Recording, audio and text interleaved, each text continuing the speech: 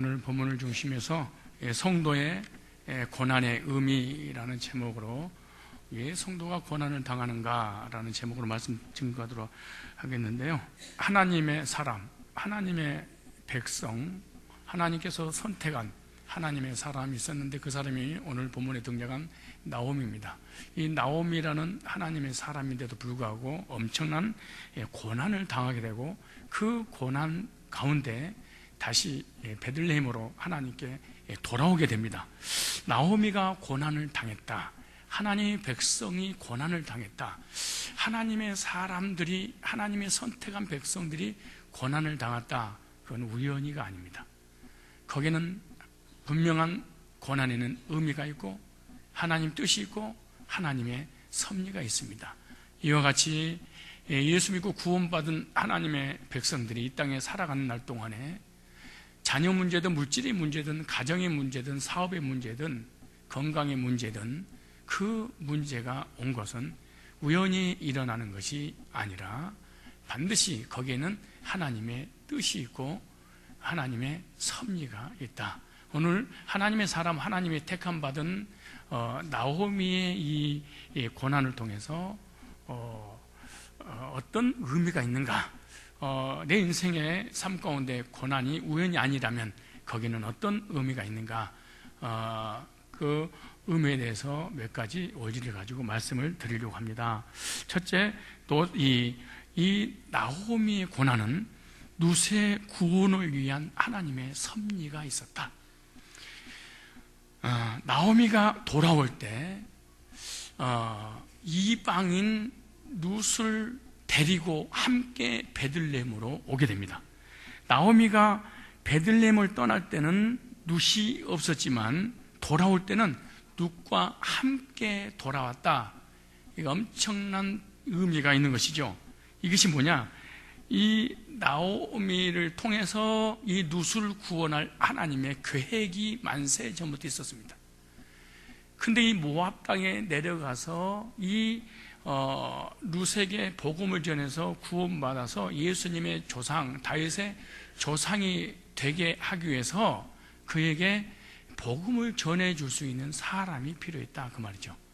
그래서 마침 베들레헴의 흉년이 들고 그 흉년으로 인하여서 미천 통통 털어가지고 모압으로 이사를 가는 그러한 그 우리가 잘못해서 떠났는데 그 잘못한 것을 하나님은 선으로 바꿔서 하나님의 예정된 계획된 우리 인간은 실패하는 것 같은데 하나님은 대성공을 하는 그것이 바로 룻을 구원하실 하나님의 계획, 하나님의 의도가 있어서 룻을 구원하려고 베들레헴의 흉년을 갖게 만들었고 그 흉년을 들면은 이 나오미는 반드시 모압으로 내려갈 것을 주님은 아시고 그리고 실제로 흉년이 드니까 이 먹고 살기 위해서 가족들 데리고 모압으로 내려갔고 그 모압 땅 여자를 며느리로 얻게 되고 결국에는 이 베들레헴의 흉년이 풍년으로 바뀌었다는 소식을 듣자 그 하나님의 택함 받은 그 룻을 데리고 함께 베들레헴으로 올라오는 내용입니다. 무슨 말이냐? 고난 가운데 고난 중에 이 나오미는 모압에서 룻을 만나게 되었다. 여기서 중요한 우리 원리가 하나 있는데요. 고난을 통한 하나님의 섭리가 있다는 것을 우리가 명심해야 됩니다. 성도의 고난을 통해서 하나님의 섭리가 나타날 수 있다는 거예요. 우리 주변에 일어나는 모든 일은 우연히 일어나지 않습니다. 무슨 말이냐면 참새 한 마리도 하나님 뜻이 아니면 떨어지지 않는다는 거예요. 죽지 않는다는 거예요. 포수의 총에 맞지 않는다는 거예요. 하나님의 뜻과 섭리 가운데 들의 백합화도 기르신다. 근데 주님께서 우리를 향해서 하물며 너희일까 보냐 이렇게 말해요. 생각해 보세요. 참새도 들에 피는 꽃도 하나님께서 먹이시고 기르시나니 하물며 너희일까 보냐. 보통 사건이 아닙니다. 이 말씀을 딱 듣는 순간에 여러분은 안도의 안심을, 마음의 평안을, 그리고 근심, 걱정, 염려가 딱 사라져야지 여러분 하나님 백성이에요. 사업이든 직장이든 망하든 흥하든 아프든 뭐하든 간에 관계없이 자녀가 가난 사람과의 관계가 됐든 간에 우연히 일어나는 것이 아니다. 설사 우리가 실수했어도 그 실수를 통한 하나님의 의도가 반드시 있다.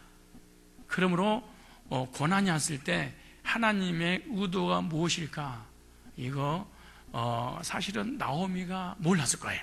그러나 룻이 구원받고 보아스와 하나가 되어서 다윗의 그 조상이 되고 예수님의 족보에 오르는 이런 놀라운 일들이 앞으로 이루어질 건데, 그 이루어진 것은 전혀 모르지만 보아스하고 결혼하고 난 다음에 하나님의 예정됐고 하나님의 택함받은 백성이었구나, 이걸 깨닫게 됐을 것입니다.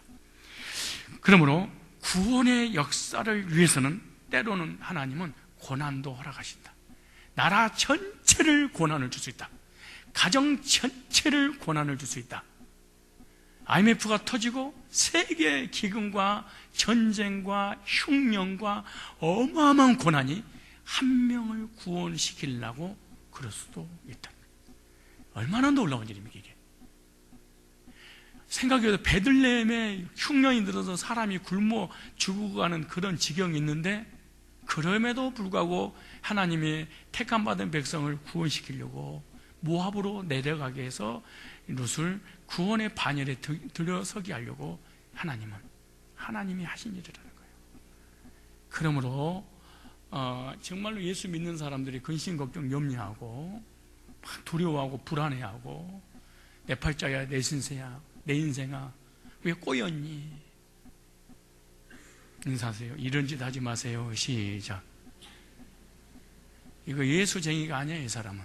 이거는 불신자입니다. 불신자. 예수 믿는 사람이 아니에요.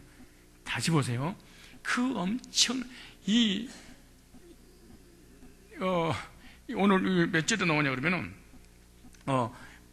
나를 다시 베들레헴에 올라오니까 베들레헴 사람들이 나오미라 하지 말고 뭐라? 마라라 하라. 이 마라라는 괴롭고 고통스럽다 그 말이에요. 그게 나오미란 말이 희락, 기쁨이란 뜻이에요.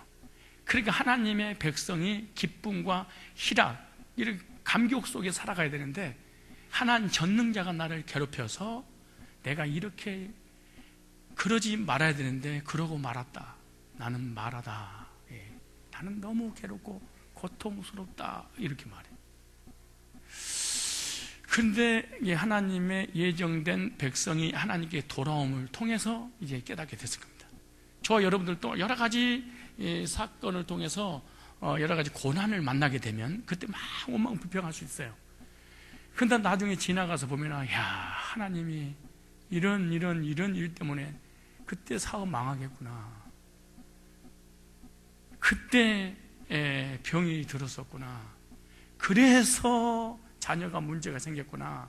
그래서 사랑관계가 좋지 않았구나. 하나님께서 선으로 바꾸실 하나님의 의도가 계셨구나. 이걸 빨리 생각해야 돼. 생각해야 돼. 여러분들 얼굴 보니까 오늘도 혼자서 여호와를 자기가 여호와로 생각하고 막 근심걱정 염려하면서 오는 그런 얼굴 같은 생각이 들어. 수고하고 무거운 모든 짐이 얼굴에 그대로 쓰였어. 다시 얘기합니다. 설사 내가 죄를 짓고 잘못했다 할지라도 하나님은 그 잘못을 선으로 바꾸시는 거예요. 진짜 이걸 믿는다면 인상 쓸 것도 없고 시험 들 것도 없고 뭐가 문제가 되겠어요? 생각해봐요. 설사 내가 잘못해서 베들레헴을 떠나고 언약을 떠나고 말씀을 떠나고 약속을 떠났어. 근데 떠나는 그 불순종하고 불신하는 그 가운데서 하나님은 하나님 일을 하고 계셨던 거예요. 그러니까 하나님은 실수하시는 분이 아니에요. 얼마나 놀라우신 분입니까? 한번 생각해 보십시오. 이쯤에서 옆 사람하고 인사 한번 갈까요? 인상 피세요. 시작. 왜 우울증 걸리고 정신적으로 시달리고 고통받고 암 걸리고 괴롭고 고통스러운 일 하세요? 여기 안 믿어지는 거야. 설사 내가 죄를 져서 잘못했어도 하나님 그걸 뭘로 바꿔? 진짜 이거 정말 이거 소름이 돋아야 됩니다. 이게 막 솜털들이 승천해야 됩니다. 사실은. 아니 서서 내가 하나님을 떠났잖아. 약속도 떠났잖아. 언약도 떠났잖아. 약속의 땅도 떠났잖아. 그리고 하나님의 백성도 떠났잖아. 교회도 떠났잖아요. 그리고 이방인들과 신바람나게 살았어. 10년 동안은. 근데 완전히 그것이 실패인 줄 알았더니 하나님이 구원하시기로 작정된 루시라는 사람이 있어서 하나님 이 나오미를 통해서 돌아오게 하려고 그랬던 거지. 한번 생각해 보세요. 여러분 하나님 앞에 돌아올 때가 언제예요? 언제긴 망할 때지. 뭘 물어봐. 언제 하나님 앞에 돌아와요? 이혼할 때였잖아. 부부끼리 행복하게 살 때 하나님 앞에 돌아올 생각 꿈에도 안 했어. 근데 참 성도는 이상해. 예수 믿는다고 남편 좁히면요 더 잘 믿어. 부모님 머리를 빡빡 밀어버리면 수건을 짬매고 가서 담치게 가지고 교회 예배당에서 예배드리고 와. 그 핍박이라는 게 참 신나 사람을.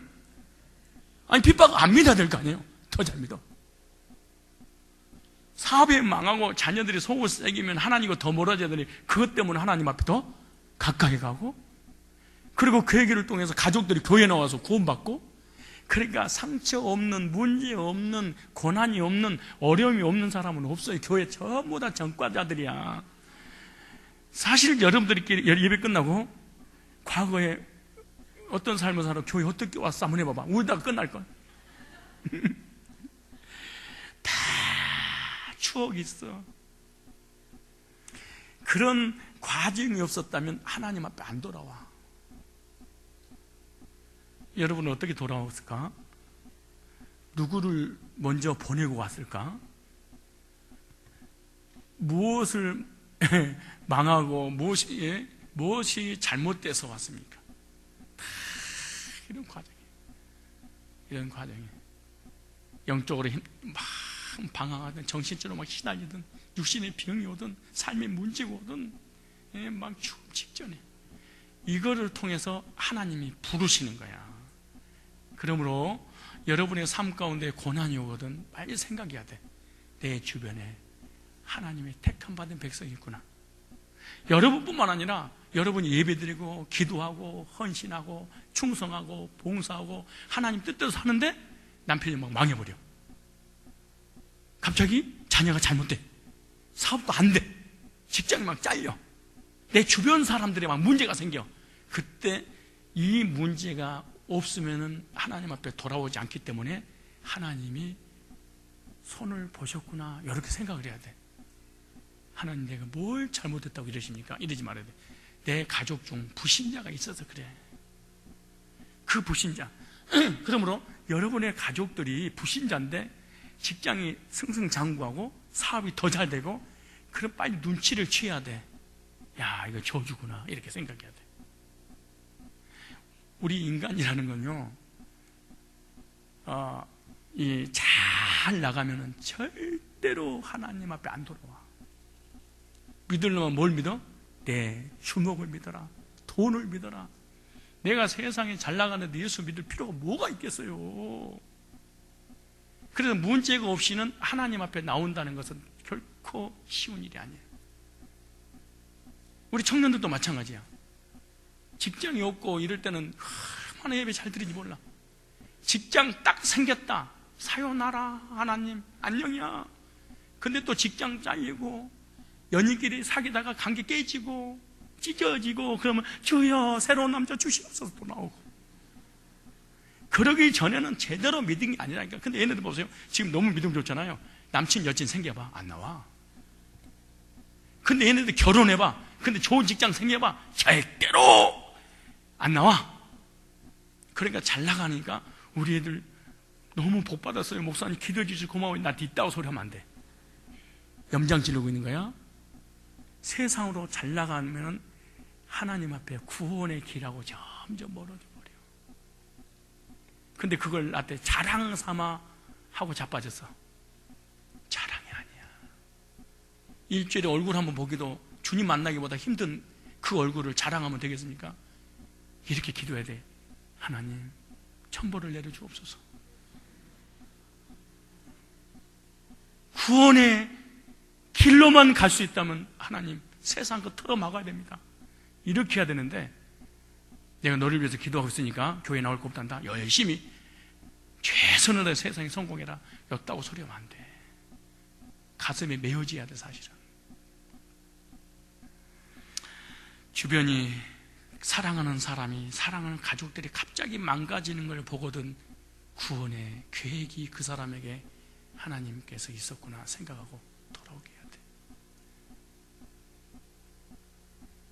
얼마나 많은 사람이 결혼을 위해서 기도해달라고 그러고, 직장을 위해서 기도해달라고, 사업을 위해서 기도해달라고 그러고. 나는 응답이 안 될 줄 알고 기도를 했는데, 하나님 그래도 하나님 종이 기도라고 들어주시는 바람에 직장도 사업도 잘 되면 하나님과 멀어져, 교회하고 멀어져, 목회하고 멀어져. 참 신기하지.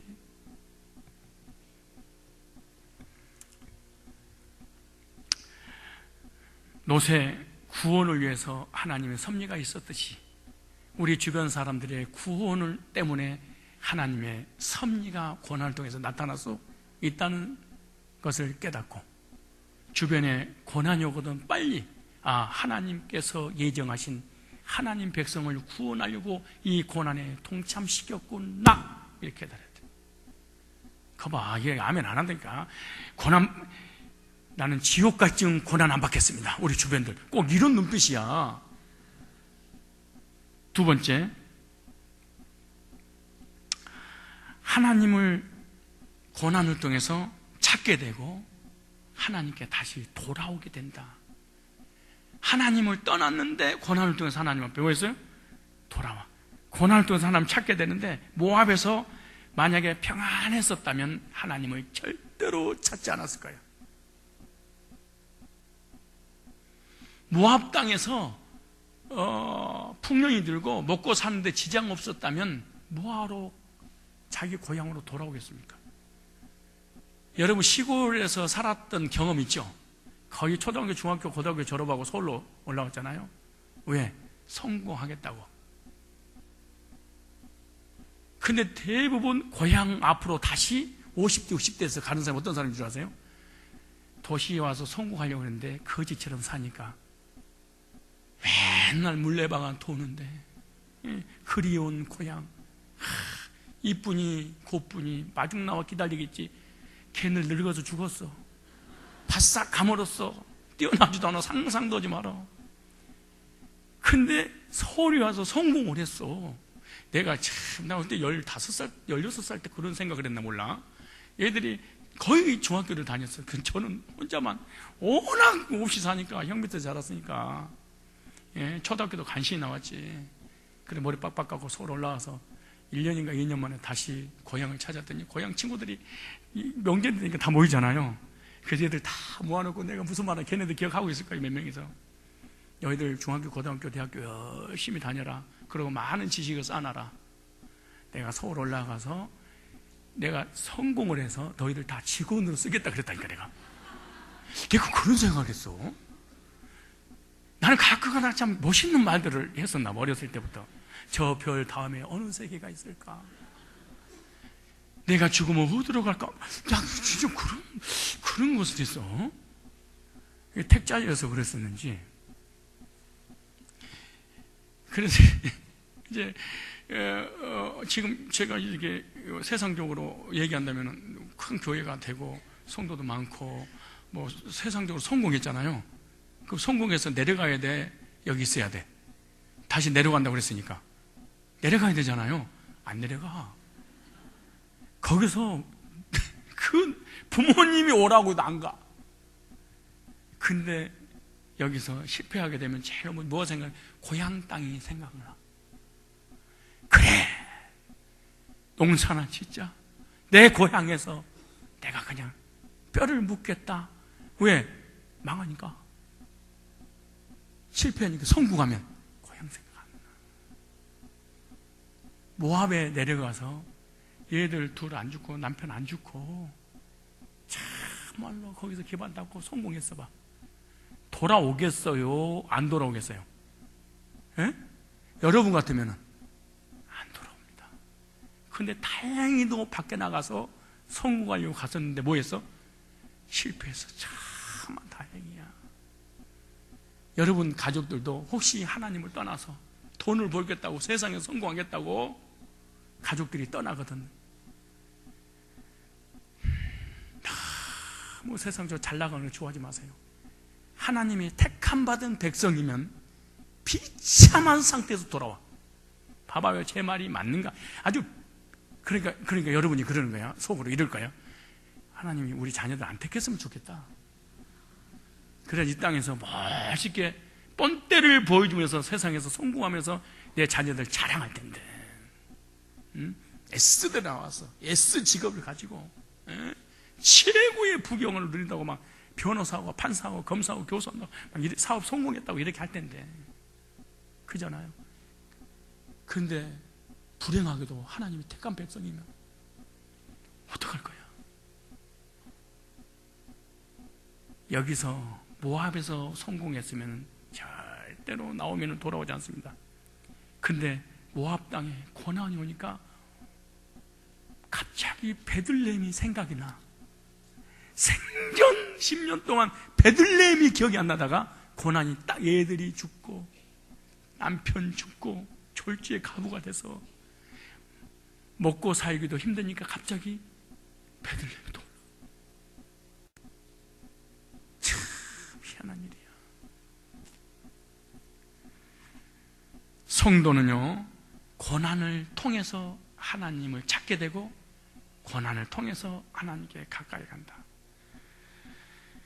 그러므로 고난은요, 성도의 삶의 불행이 아니고 큰 유익입니다. 너무 잘 되는 거 너무 좋아하지 마세요. 잘 되면 잘 될수록 하나님과 얼마나 멀어지고 있다는 사실을 알아야 됩니다. 그래서 성경 시편 119편 67절에 보면 고난 당하기 전에는 내가 그릇 행하였더니 이제는 주의 말씀을 지키나이다.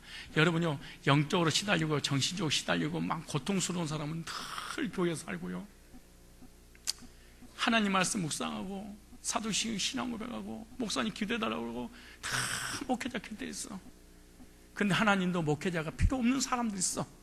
누가 필요 없냐? 너무 잘 나가니까. 너무너무 잘 나가니까. 시편 119편 67편 찾아올래요? 띄워주시든가. 얼마나 찾기도 힘드십니까? 고난 당하기 전에 내가 그릇 행하였더니 이제는 주의 말씀을 지키나이다. 시편 119편 92절 보니까 주의 법이 나의 즐거움이 되지 아니했다면 내가 내 고난 중에 멸망하였습니다. 물질의 문제, 질병의 문제, 삶의 문제가 있어서, 근데 그때 하나님 말씀이 답이 아니었다면, 하나님 말씀을 듣는 재미로, 말씀을 듣는 즐거움으로 살지 못했다면 나는 이 고난 때문에 죽었을 거다 그래. 그러니까 고난이 오니까 하나님 말씀이 들려지고 믿어지고 숨을 헐떡거리며 사는 거야. 성도들이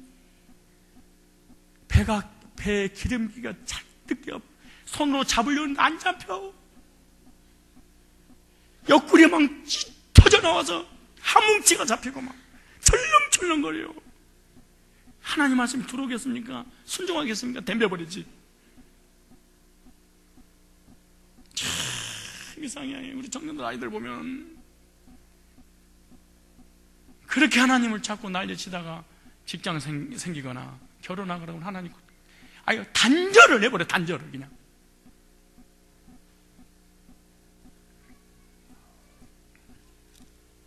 참 이 시편 119편 92절을 제가 사랑하는데요, 한번 읽어보세요. 시작.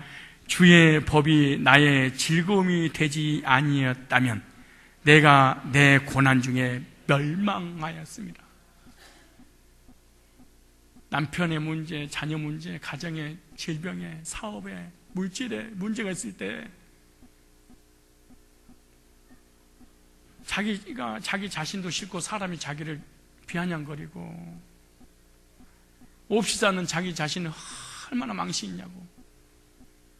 근데 하나님 앞에 나와서 말씀 받고 그 말씀을 들을 때마다 문제는 그대로 있는데 평안을 찾고, 사건은 하나도 풀리지 않고 그대로 있는데 말씀이 들려져 마음에 안식이 오고.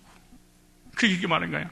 내가 고난 중에 멸망하지 않을 수 있었던 것은, 그 고난을 이길 수 있었던 것은 하나님 말씀이 들렸나이다.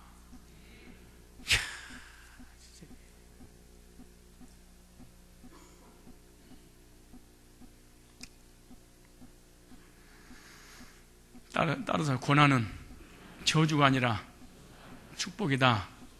왜냐? 그 고난을 통해서 하나님 찾게 되는데, 그러니까 고난이 오면 누구를 도와주려고 하지 마. 누가 고난 당하면요, 막 그 사람을 나도요, 고난 당하는 사람 많이 도와줘 봤어. 근데 고맙습니다, 이런 인생 한 명도 없어. 다 치받아 버리지. 오늘 그 말이 예를 하는데, 어떤 사람이 누에 고치를 관찰을 하는데, 누에 고치가 나비로 탈바꿈할 때 너무도 작은 구멍을 통해서 나오려고 애쓰는 그 모습 보면 마치 불가능한 것처럼 보입니다. 그런데 한두 마리가 아니라 수십 마리가 천신만고 끝에 애쓰다가 결국에 빠져나와서 공중으로 헐헐 날아갑니다. 생각해보세요. 그 누에 꼬치가 나비가 되기 위해서 그걸 막 뚫고 나와야 되지, 구멍 조금 삐지고 나와야 되잖아요. 그래서 관찰한 사람이 자비를 베푼 거예요. 너무 안타까워. 그래서 나비가 나오는 것을 쉽게 나오게 하려고 가위로 쫙 찢어줬어. 찢어져서 나오긴 나오는데, 날려고 하는 순간 푸득거리고 땅에서 뱅글뱅글 돌고 날지 못하고 죽어버린 거예요. 마찬가지예요. 우리가 이 애벌레가 이 나비가 되게 해서 그 좁은 구멍으로 삐지고 나오다가 영양분이 공급되고 힘을 공급받아서 나중에 나오자마자 나비가서 막 헐 참궁을 날아다닐 수 있는 그 능력이 어디서 오느냐? 고난을 통해서 온다는 거예요. 고난이 없는 사울은 얼마 못 가서 망해버립니다. 다윗은 태어날 때부터 고난을 통해서. 그러니까 왕이 넉넉한 거예요. 수십 년 동안. 그래서 시편 기자는 이렇게 고백하고 있는데, 시편 119편 71절에 고난 당한 것이 내게 유익이라. 이로 말미암아 내가 주의 율례를 배우게 되었나이다. 할렐루야. 고난의 유익은요, 고난을 통해서 하나님을 찾게 되고, 그 고난이 하나님 앞에 가까이 되게 되고, 그 고난이 사람을 겸손하게 만들어. 정말입니다. 그래서 신명기 4장 30절에 보면, 이 모든 일이 네게 임하여 환난을 당하다가 끝나래 네가 네 하나님 여호와께로 돌아와서 그 말씀을 청종하려니와. 고난과 시련과 역경을 통해서 하나님 앞에 돌아와 말씀이 들려진다는 거예요. 그러므로 고난이 없는 사람은요, 하나님 말씀이 안 들려져. 믿어지지도 않아. 얼마나 강박하고 교만한지 몰라. 역대하 33장 12절에도 저가 환난을 당하여 그 하나님 여호와께 간구하고 열주의 하나님 앞에 크게 겸비하여, 환난을 당하니까 하나님 앞에 간구하고 사람이 겸손하게 됐다 그래. 사실은 고난이 오면 겸손하라고 고난을 준 거잖아요. 근데 고난이 왔는데 겸손하지 않고 더 교만해. 그럼 평생 그 고난이 끝나질 않아.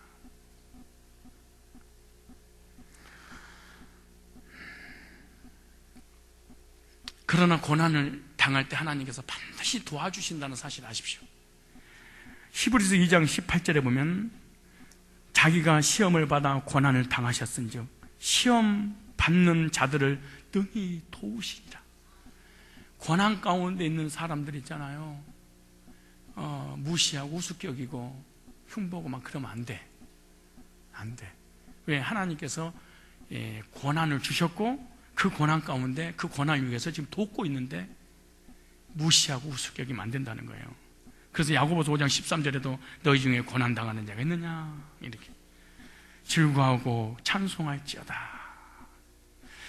디모데후서 3장 12절에 보면 무릇 그리스도 예수 안에서 경건하게 살고자 하는 자는 핍박을 받으리라. 그리스도를 믿는다는 이유 하나 때문에 핍박받고 고난이 오는 것 다 하나님께서 보상해 주실 줄로 믿습니다. 베드로전서 4장 16절에 보면요, 그 이름으로 하나님께 영광을 돌리라. 베드로전서 5장 9절에도 이는 세상에 있는 너희 형제들도 동일한 고난을 당한 줄 알미니라. 그러므로 고난은 나를 겸손하게 하고 그 고난을 통해서 하나님이 축복받을 수 있는 기회로 만들고 있다는 사실을 알아야 됩니다. 그러므로 고난이 오거든 하나님께서 복을 주시려고 고난을 허락하셨구나 라고 그 고난 가운데 하나님을 향한 복을 기대하는 마음을 가지셔야 돼요. 시편 73편 28절에 보면요, 하나님께 가까이함이 내게 복이라. 물질과 가까이하고 세상과 가까이하고 명예와 가까이함이 그게 내게 복이 아니라 하나님과 가까이함이 내게 복이라. 내가 주 여호와를 나의 피난처로 삼아 주의 모든 행사를 전파하리이다. 고난을 통해서 하나님 은혜를 경험하는 저와 여러분이 되시기 바랍니다. 주변이 고난이 오든 여러분 개인의 고난이 오든 진짜 고난이 오면 겸손하셔야 됩니다. 고난 가운데 말을 적게 하세요. 고난이 왔으면 말을 많이 하지 마세요. 그리고 겸비하셔야 됩니다. 아주 밑바닥까지 낮아져야 됩니다. 그리고 자존심이 하나도 없어져야 됩니다. 자존심은 옛날에 전당포에다 다 잡혀야 됩니다. 그리고 찾지는 마셔야 됩니다. 근데 우리 인간이 가난하고 병들고 없으면 올수록 딱 남아있는 게 꼭 자존심만 또 남아. 그 뭔 병이요? 여러분, 우리 어르신들 자존심 없는 거 같잖아요. 한번 건드려 봐봐. 너 죽고 나 살자 이놈아, 너 죽고 나 살자. 그래, 건들지 마라. 자존심 버리는 게 보통 일이 아니에요. 자존심만 버리면 그때부터 복이 임해. 옆 사람 막 자존심 건드려봐. 그런데도 내 마음이 안 다쳐. 그럼 그 사람 꼭 복을 받아 누릴 사람이야. 근데 건들면 건들수록 신경질을 내. 그 사람은 영원히 이 땅에서 고난받을 거야. 내 말이 딱 맞아. 두 말하면 개소리야. 정말이야. 고난 당할 때 영화마다 하겠습니다. 죄송합니다. 못 알아들을지 모르겠지만 She be quiet. 샷다 내려. 참 조심해야 돼. 그런 나를 갖다가 우습게 여기고 그러면은 우습게 여기세요. 나는 그렇습니다. 내가 교만하고 자존심이 너무 세서 내가 이렇게 고난이 왔습니다. 이럴 때 하나님 회복시켜줘. 어떠세요? 여러분들 고난이 오면 말이 더 많아져요? 기도가 많아져요? 응? 고난이 오면은요, 말이 많아지는 합리화시켜서 그래. 이렇고 저렇고 이렇게 저렇게 정당성을 주장하기 위해서 그런 거야. 개뿔은 무슨 놈은 정당성이야. 그런 거지 마.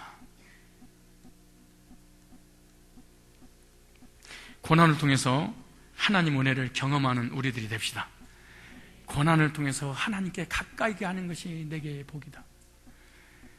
고난이 복이 되는 성도의 삶을 사시길 바랍니다. 성도는 고난도 복이다. 왜? 하나님께 가까이 가니까. 여러분, 사업이라든가 물질이라든가 사랑관계만 깨지고 그러면 정말 자신도 모르게 겸손하게 되고 간절하게 말씀 받게 돼. 근데 내가 부족함이 없는데 하나님 앞에 가까이 가고 간절할 필요가 뭐가 있겠어. 우리 남편은 목자시니 한 달 되면 정확하게 월급을 갖다 주니 내게 부족함이 없도다.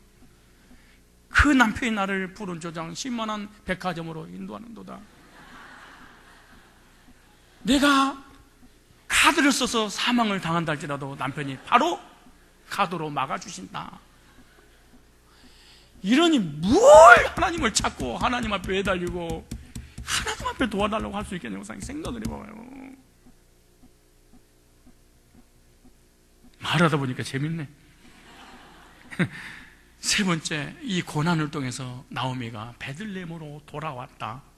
이게 핵심이에요. 참 이게 눈물 마려울 정도로 중요한 말입니다. 나오미는 베들레헴을 떠났는데 이 고난을 통해서 베들레헴으로 다시 고난이 베들레헴으로 돌아오게 해줬어. 얼마나 놀라운 복이. 고난을 통해서 다시 베들레헴으로 돌아오게 되는데 그가 당한 고난을 통해서 베들레헴과 기업의 중요성을 깨달아.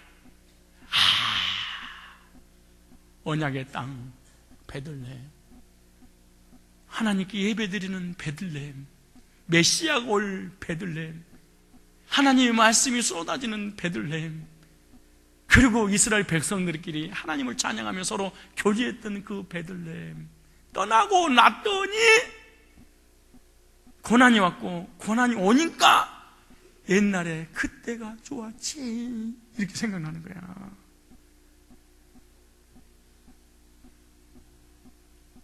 자, 그러므로 성도는 고난을 통해서요 말씀과 교회의 중요성을 깨닫게 된다. 올립니다.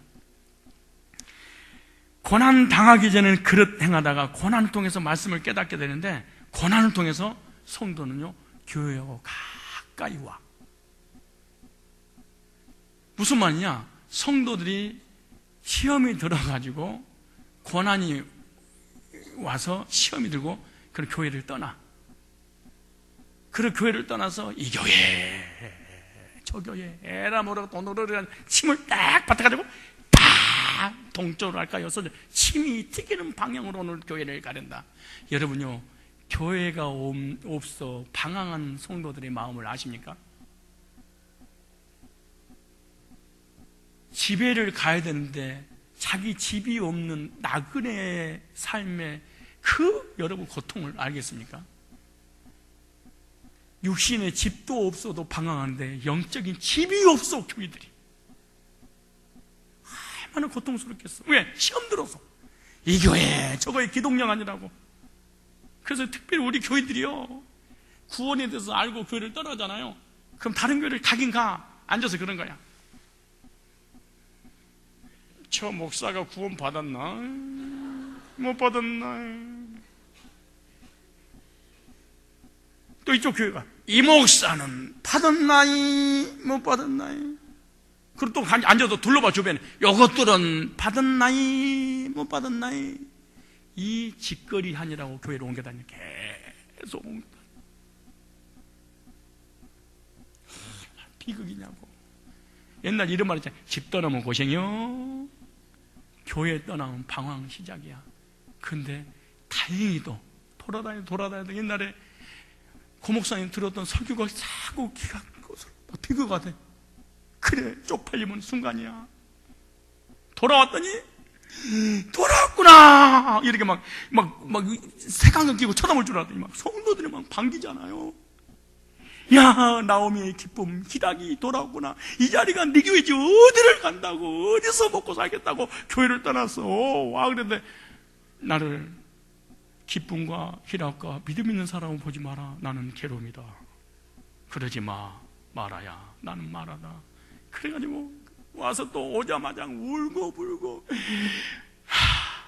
그러면 들은 거야. 이렇게 좋은 교회, 좋은 성도, 이렇게 아름다운 예배, 이런 메시지가 선포되는 데가 왜 떠났지? 그때서 교회의 중요성, 목회자의 중요성, 성도의 중요성을, 말씀의 중요성을 갔다 오면 깨달아. 근데 다행히 와서 다행이지, 안 돌아온 인간은요 김 장로님 얘기한 것처럼 반드시 두 가지로 나눠져. 우리 교인들 나가면 90% 이상이, 첫째 방종주의, 아예 교회를 안 가버려. 술 담배 해버려. 반드시 그렇게 돼 있어. 이게 시스템 자체가 그렇게 돼. 영적인 시스템. 두 번째 완전 극단주의 율법적으로 빠져버려. 그래가지고 지나 제대로 다니면 되는데 헐 판단하고 비방하고 왓동교에 막 온갖 욕설을 퍼붓고 영혼이 완전히 피폐해져 버려. 딱 두 가지야. 그런 당연히 나갔는데 복음 있는 우리 교회 같은 데 만나면 사람의 인격과 삶이 딱 바뀌는 거예요. 아, 하나님 여기까지 인도하셨구나. 감사합니다. 성산교에서 빼내주신 하나님 감사합니다. 그리고 거기 이 교회로 인도해 주셔서 감사합니다. 이렇게 사람이 바뀌어지는, 긍정적으로. 근데 복음 있는 교회를 못 만나면 극단주의 부정적인 비방과 정죄와 눈이 헷갈려 뒤집어져 버려. 한쪽에는 완전히 세상 사람하고 더 심하게 돼버려. 딱 두 가지 나는. 주변 찾아봐. 내 말이 맞는가 안 맞는가. 나는 만나고 싶을 생각도 없지만 안 만나봐. 어떠세요? 나갔다가 다시 돌아오셨습니까? 그러면 여러분 나옴입니다. 이런 사람들은 정말로 예배가 중요하고 말씀이 중요하고 교회가 중요하고 목회자가 이렇게 중요하구나. 고난을 통해서 교회로 돌아오게 돼. 돌아오는 게 다행이지 뭐야. 어떤 성도가 내가 그 성지순례 가는 동안에 그러면 안 되는데 분들이 이제 다른 목사님들 오셔서 이제 설교하시잖아요. 그러니까 이런데 뭐라고 하냐면 우리 목사님 혼내고 까도 우리 목사님 설교가 좋은데 막 내 메시지 강하니까 막 깐다고 그래서 힘들잖아요. 그래도 이 설교 듣는 것보다 내 아버지 설교 듣는 것이 낫도다. 그래 가보면 알아. 여기 있을 땐 여러분 내가 귀한지 몰라. 물론 있어도 안 귀한지 모르고 가도 귀한지 모르는 사람도 있는데 딱 떠나면요 뭔가 허전한 느낌이 드는 거야. 사람이 그늘 밑에 그늘이 사라지게 되면 반드시 그렇게 돼. 목사님 나는 그늘이 목사님이 교회를 떠나고 막 딴 데로 막 집회 가고요 성지순례 가면 난 너무 평안해요. 그럼 내 양이 아니어서 그래. 그 사람은 그냥 자기 스스로 얼마든 인생을 신앙을 헤쳐나갈 수 있다고 생각해서 그러는 거예요. 그래 목자의 도움이 없는 양, 이 양을 성장한 양이다. 그래 표현 좋게 준 거야. 시험 들지 말라고. 그러므로 고난이 오거든 교회와 가까이 하십시오. 베들레헴은 교회잖아요. 주변에 고난이 온 사람에게 교회에 가까이 오고 말씀 가까이 하라고 주십시오. 왜? 고난은 하나님께서 교회로 부르시는 하나님의 사인이야. 힘들면 힘들고 고난이 오면 고난이 올수록 예배에 성공해야 돼. 왜? 하나님의 의도, 하나님의 뜻, 고난의 의미가 있어서 그런다는 거예요. 오늘 하나님의 의도를 다 알려주셨음에도 불구하고 고난을 대처하지 못한다면 어리석은 자가 되고 말아요. 그러므로 교회 중심의 삶을 살고 말씀을 가까이 하는 삶을 사십시오. 고난을 통해서 베들레헴으로 교회로 영적인 집으로 돌아오게 되는 것이 복이다. 만약에 그 고난이 없었다면 교회로 돌아오겠습니까? 집 나간 아이가 너무너무 잘 되는데 집으로 돌아오겠습니까? 교회 성도가 고난이 와서 시험이 들어서 교회를 떠나서 세상 나가서 너무너무 잘 돼. 돌아오겠습니까? 절대 돌아오지 않습니다. 그러므로 고난은 뭐예요? 복입니다. 마지막입니다. 결과입니다. 어떻게 해야 될까? 이제 고난의 자세입니다. 첫째, 고난이 오거든 기도합시다. 고난이 오면 뭐가 해야 돼? 대부분 고난을 당하면 사람들이 기도하게 됩니다. 고난이 오기 전에는 기도하지 않습니다. 탕자가 고난을 당했기 때문에 아버지에게 돌아온 거 아니겠습니까? 가부가 억울하게 불의한 재판관에 찾아가서 자기의 사정을 사정할 수 있었습니다. 왜냐? 고난 때문에. 딸이 병이 들었기 때문에 괴 취급을 당하면서도 주님께 나는 개도 줬습니다. 개도 주인의 밥상에서 떨어지는 부스러기도 먹습니다. 돌아오게 무릎을 꿇게 겸손하게 됩니다. 10명의 문둥병자도 도저히 우리 인간의 힘으로는 고칠 수 없기 때문에 주님 앞에 나와서 고쳐달라고 기도했습니다. 아모스 선지자는 아모스 5장 6절에 이렇게 말합니다. 너희는 여호와를 찾으라. 그리하면 살리라. 고난이 오거든 곧 하나님을 찾을 수 있는 철회의 기회입니다. 성도에게는 기도는요, 의무라기보다도 기도는 성도만이 할 수 있는 복입니다. 따라서 합시다. 기도는 복이다. 이 기도의 복을 버리지 말고 이 기도의 복을 누리는 저와 여러분이 되시기 바랍니다. 성도는 고난 중에 기도를 배우지 못하면 기도를 배울 길이 없습니다. 하나님께서 고난을 주신 것은 기도를 배우라고 주셨는데 고난이 왔는데 기도를 하지 않는다면 그 어떤 상황 가운데서도 이 사람은 기도를 하지 않는다. 그러므로 고난은 우리의 최고의 스승이 된다. 최고의 스승에게서 배우지 못하면 그 누구에게도 배울 수 없어요. 고난 중에 기도를 배워서 형통한 날에도 쉬지 않고 기도하는, 참 없을 때 당연히 기도해야 되는데 있을 때 기도한 사람은 정말로 이 사람은 죽을 때까지 영육간의 복을 누릴 사람입니다. 잊지 마십시오. 고난이 오는 것은 기도를 통해서 복을 주시려고 고난을 주셨는데, 고난이 왔는데 기도를 배우지 않는다면 그 어떤 것을 줘도 우리는 기도하지 않는다. 근데 고난이 안 왔어. 복이 충만해. 자녀가 다 잘 돼. 근데 기도해. 이 사람은 정말로 믿음 있는 사람입니다. 이 사람은 정말로 훌륭한 사람입니다. 이 사람은 정말로 존경받을 대상입니다. 고난이 왔는데도 예배를 안 드리는 사람이 있는가 하면 축복 가운데서 예배에 성공하는 사람이 있어. 고난으로 기도를 배우지 못한 사람은 기도하지 않지만 해도 간절한 기도를 하지 않습니다. 그렇기 때문에 고난의 날에 기도를 배우지 못하면 기도를 배울 길이 없습니다. 기도하는 사람 중에 고난이 없이 기도를 배운 사람은 거의 없습니다. 그래서 이렇게 야고보서 5장 13절에 이렇게 말합니다. 너희 중에 고난 당하는 자가 있느냐? 그러면 기도해라. 아, 고난을 주신 목적이 뭐냐? 기도하게 하려고 고난을 주셨구나. 시편 50편 15절에 아삽의 시에서 이렇게 말합니다. 환난 날에 나를 부르라. 내가 너를 건지리니 네가 나를 영화롭게 하리라.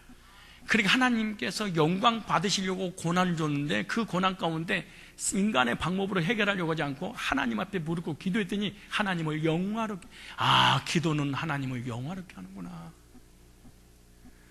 인간관계가 힘들면 여러분 꼭 하나님 앞에 기도하십시오.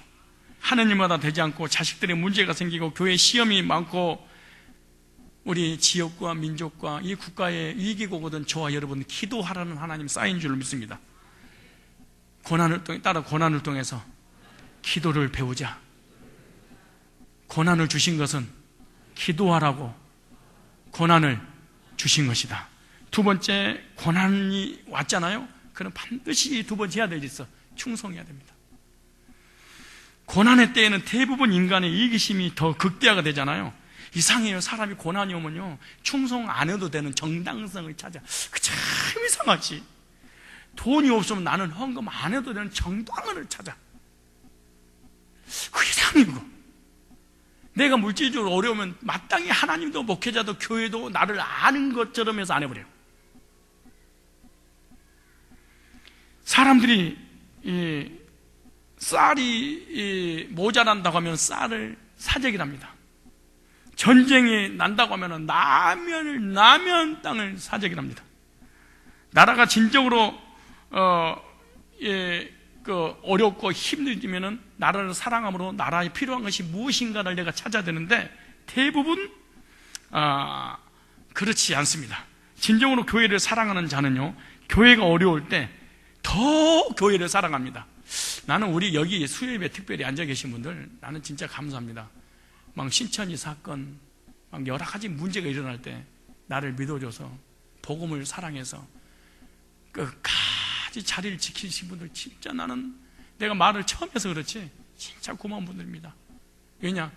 나는 나를 누가 그렇게 의심하면 나는 교회 안 다녀. 딴 데 가버리지. 근데 그렇게 의심하고 불러다가 당신의 이력을 대하면서 막 꼬치꼬치 따지고 막 검사가 형사가 신문한 것처럼 했는데 그래도 교회에 다 앉아서 은혜 받고 그런 모습 보면서 저 그렇게 고마울 수가 없어. 그렇게 감사할 수가 없어. 어려울 때 더 인내하고 더욱 하나님 앞에 헌금을 더 할 줄 아는 교회가 어렵구나. 그럼 내가 동년 한 집이라도 하나님 앞에 드려야지. 하나가 뭐하고 뭐하고 모아서 몇천만 원 몇 억이 되지 이러는데 나는 없기 때문에 안 내도 되는 정당성을 찾고 들어. 나는 나이 먹었기 때문에 충성 안 해도 되겠지. 늘 정당성을 아무것도 안 해. 문제입니다. 그런데 참 신기한 것은 계시록 2장 10절에 보면요, 서머나 교회에게 주신 주님의 말씀 한번 들어보시래요. 이 말씀은 기가 막힌 말씀입니다. 서머나 교회는요, 엄청난 핍박과 이 고난 때문에 많은 순교자들이 나왔어. 근데 이 서머나 교회처럼 고난이 많은 교회가 없었어. 근데요, 신기한 거 보세요. 2장 10절에 네가 장차 받을 고난을 두려워 말라. 볼지어다 마귀가 너희가 10일 동안 환난을 받으리라. 네가 죽도록 충성하라. 그리하면 내가 생명의 멸류관을 네게 주리라. 이상, 고난이 왔는데 고난 안 당한 사람한테 충성하라고 그래야 되는데, 한번 잘 들어보세요. 성경. 내가요, 우리 교회 예를 들어 썬데이 크리스찬이라든가 교회 왔다 갔다 하는 사람한테 내가 직분 맡기는 거 봤어요? 아무리 능력이 있어도 아무것도 안 맡깁니다. 그런데 힘들고 고난이 많고 가정 많이 고통스러운 이 핍박도 있고, 그런데 이 사람에게 1개, 2개, 3개, 4가지 직분을 맡겨. 5가지씩. 하나님도 그러셨는데 저도 마찬가지잖아요. 교회 왔다리 갔다리 하고 능력 있다고 해서 내가 무슨 일을 맡긴 거 봤습니까? 그리고 삶이 평탄하고 가정이 평탄한 사람한테 일 좀 해주십시오 이런 거 보셨습니까? 남편 잘 만나는 사람한테, 아내 잘 만나는 사람한테, 사업도 아니고 직장 잘 된 사람한테 이것 좀 해주십시오 그런 거 보셨어요? 그리고 돈 많은 사람들 앞에 내가 헌금 좀 하십시오 이런 거 봤어요? 거의 없는 사람들, 힘든 사람들 앞에 일 좀 해주세요, 목자도 좀 해주세요, 헌신 좀 하십시오, 헌금 좀 하십시오. 하나님 보십시오. 신기하잖아요. 고난 당하지 않은 교인들한테, 축복받는 교인들한테 충성을 하지 않고 죽어가는 사람 앞에 충성해. 그래. 환난 날에 죽도록 충성하라. 왜? 고난 없는 사람들에게 충성을 요구하지 않고 고난을 당하는 사람에게 충성하라고 하는 거 아니고. 왜냐? 진정한 충성은 고난 당할 때 하는 충성이 진정한 충성이라는 걸 주님이 알기 때문에, 고난이 없는 사람은 누구든지 가식적으로 충성할 수 있어. 그럼 자존심 때문에도 헌신할 수 있어. 그러나 고난 당할 때 돈 있는 사람은 있어서 얼마든지 할 수 있어. 근데 돈 없는데, 교회가 어려운데 헌금하는 거, 이것이 진정한 헌금이고 진정한 충성이다. 그런데 대부분 물질이 어려우면 정당성을 주장하기 때문에 헌금 안 합니다. 하다못해 10일, 어떤 사람 나한테 찾아와서 그래. 나는 빚이 많아서 11조를 하지 않겠습니다. 그래서 내가 귀에다 대고 그랬어. 왜 성산교회 다녀? 구원파로 가지. 구원파는 11조 안 해도 됩니다. 왜냐? 내가 힘드니까 안 해야 된다는 거야. 하지 못한 내 자신의 믿음 없고 하나님 살아계신 것이 안 믿어지는 것 때문에 몸부림치며 울어야 되는데, 막 통곡을 해야 되는데 빚을 갚아야 되니까 할 수 없습니다. 이거는 믿음 자체가 없는 겁니다. 참 신기하지. 너 엄청난 환난을 당할 거야. 충성해. 그거 진짜 충성이야. 부부가 싸우고 헤어지고 고난이 오고 사업이 안 되고 먹을 것이 없는데 목사가 찾아가서 충성해라. 그냥 충성하지 말고 죽도록 충성해라. 왜? 이것이 진정한 충성. 우리 교회에서요, 힘들고 어려운 사람들만 충성하잖아요. 막 삭신 쑤시고 다리를 질질 끌고 다니면서 부엌에서 일하고, 참 대단한 사람들. 이 서머나의 복입니다. 여러분, 고난이 올 때 충성은요, 진짜 하나님 사랑에 사는 거야.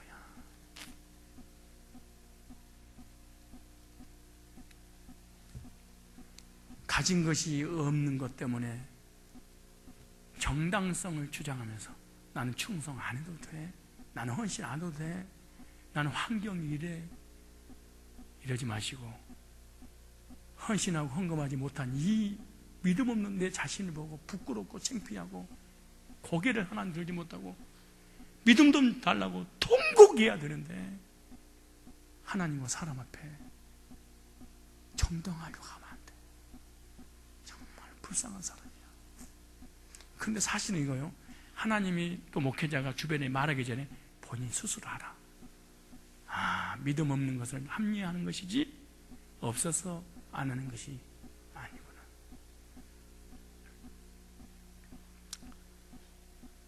우리 목회자 부부끼리 가다가 제주도라든가 외국 나가잖아요. 이제 끝날 때 됐으니 눈을 떠봐. 이제 거의 끝나가요. 내가 요즘 길게 안 하잖아요. 너무 땀 많이 빼서 그래. 근데 고목사 나 돈 좀 대줘. 큰 교회잖아. 나 너무 힘들어. 5만 원이 회비도 내기 힘들어. 그래. 그게 진짜 세상을 죽는 신용을 해. 물론 자존심도 상하시겠지만, 그래서 내가 이제 막 같이 가고 막 몇십만 원 도와주고 막 이렇게 가.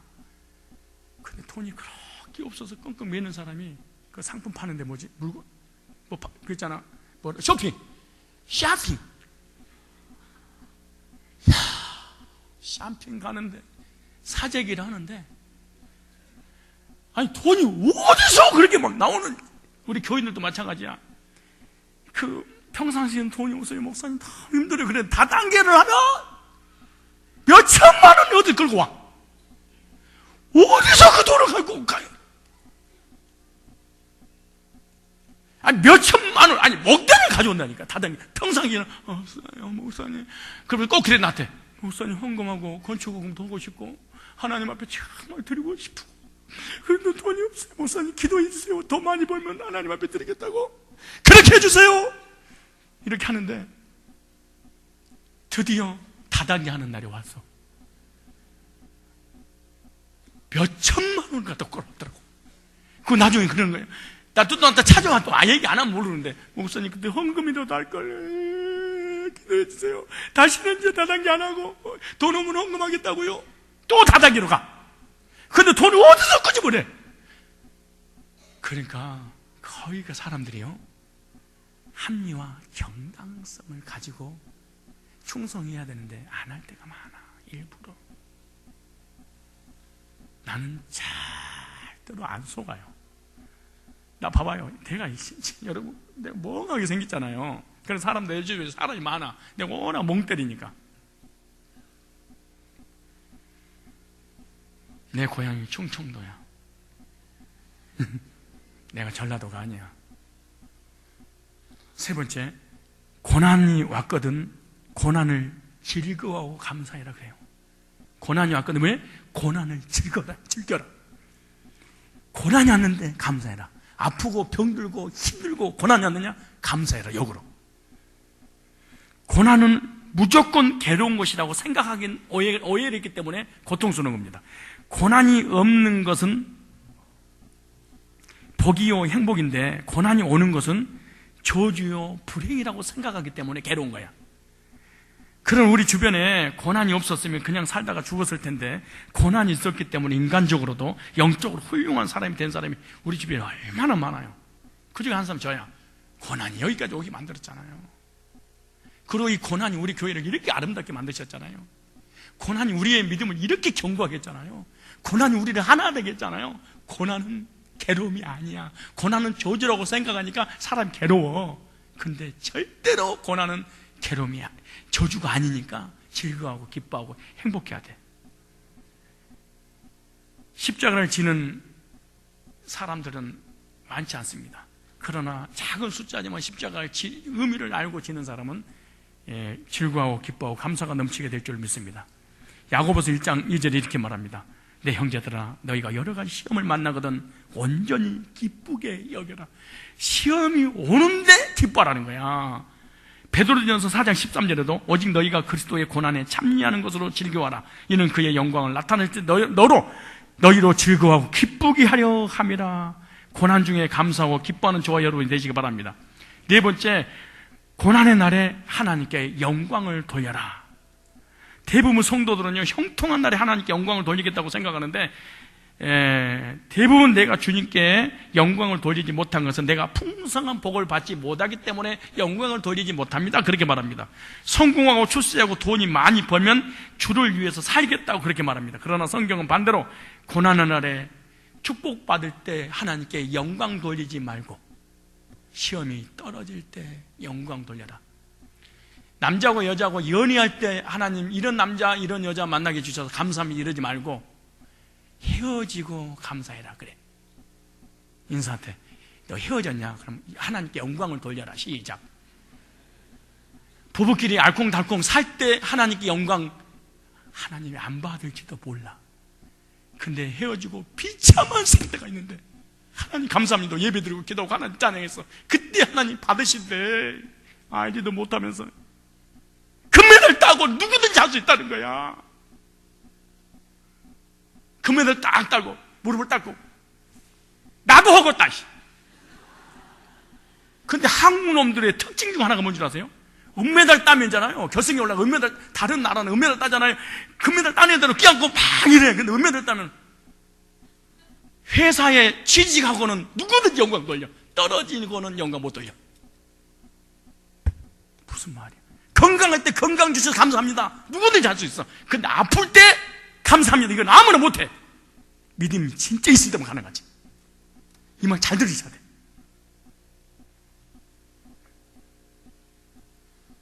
내가 행복한데 영광 안 돌릴 게 뭐가 있어? 영광 돌리다 말 안 하도 그냥 받으세요. 하나님 받으셔야 됩니다. 받으셔야 돼. 무슨 소리야? 삶에 고난이 올 때 하나님이 하신 일입니다. 영광 돌린 사람은 너무너무 극소수예요. 너무너무 극소수예요. 만일 그리스도인으로 고난을 받은 즉 부끄러워하지 말고 도리어 그 이름으로 하나님께 영광을 돌려라. 베드로전서 4장 16절에.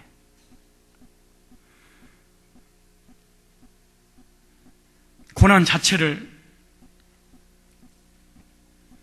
만으로도 하나님께 영광 올려 드릴 수 있다는 거예요. 어떻게? 감사할 때. 고난 가운데 있는 자를 통하여 하나님께서 영광 받으실 분이라는 사실을 알고 영광 돌리셔야 됩니다. 정말 감사하셔야 돼요. 다시 얘기합니다. 명예, 물질, 권세, 건강, 부부, 자녀 잘 되는 거 누구든지 감사할 수 있어요. 시험에 떨어지고 남친 여친 만나서 헤어지고 복음 때문에 주님 때문에 믿음을 지키려고 헤어지고 부부가 어려움을 당하고 사업에 어려움을 당하고 이럴 때 하나님 감사합니다. 영광 받 이거는요 이때만 하나님 영광 받는다는 거야. 그리고 평상시 일어나는 누구든지 할 수 있다는 거야. 내가 또 운동선수한테 그랬어. 꼭 금메달만 따면 영광을 멋지게 돌린다는 거야. 안 받아. 꼭 시합에 떨어지거든. 인터뷰하면 하나님께 영광의 감사를 꼭 돌려라. 못합니다 그러더라고. 저는 못합니다.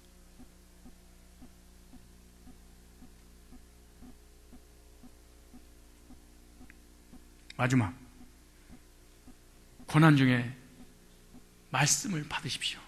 시편 107편 19절 20절에 하나님께서 말씀을 거부하기 때문에 고난이 왔는데 하나님은 다시 하나님의 종을 통해서 말씀을 전하게 만들고 그 말씀으로 그 고난을 이겨내고 복을 주신다는 거야. 그러므로 고난이 왔을 때 저와 여러분들 교회 중심, 예배 중심, 말씀 받는 일에 우선순위를 두십시오. 그러면 하나님께서 그 고난 가운데 영광 받으시고 그 고난을 통해서 하나님의 의도를 알려주실 줄 믿습니다. 성도의 삶은 때로는 고난이 있을 수 있는데 고난이 복이라고 말씀드렸습니다. 성도의 삶에 당하는 고난은 의미가 있고 하나님의 섭리가 있습니다. 고난을 당한다면 고난을 복으로 아는 저와 여러분이 되시기를 주님의 이름으로 축원합니다.